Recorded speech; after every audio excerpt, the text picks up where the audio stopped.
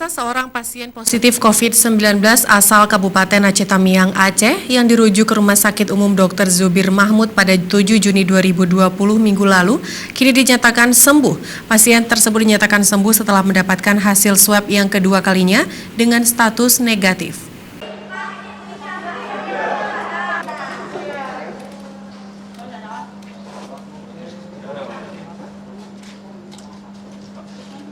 Pak Direktur RSUD Dr. Zubir Mahmud yang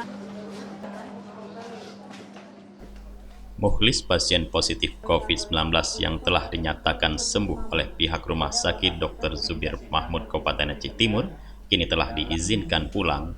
Menurut hasil keterangan para medis, Mukhlis dinyatakan positif setelah pulang dari Medan, Sumatera Utara. Kini Mukhlis telah dinyatakan sembuh setelah dirawat di rumah sakit tersebut dan keluar hasil swab kedua kalinya negatif.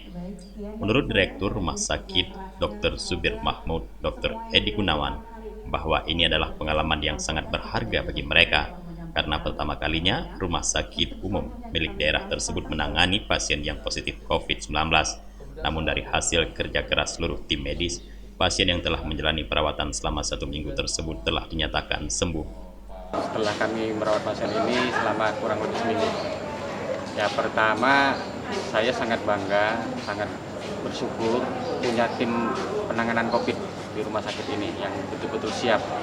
Pada saat kita dikabarin ada pasien rujukan terkonfirmasi positif, saya tanyakan ke mereka, siap nggak? Dokter spesialisnya semua jawab siap, tim COVID ruangan juga semua siap, manajemen juga semua siap, dan itu luar biasa buat saya. Saya sendiri ya belum tentu siap kalau seandainya mereka mengatakan tidak siap.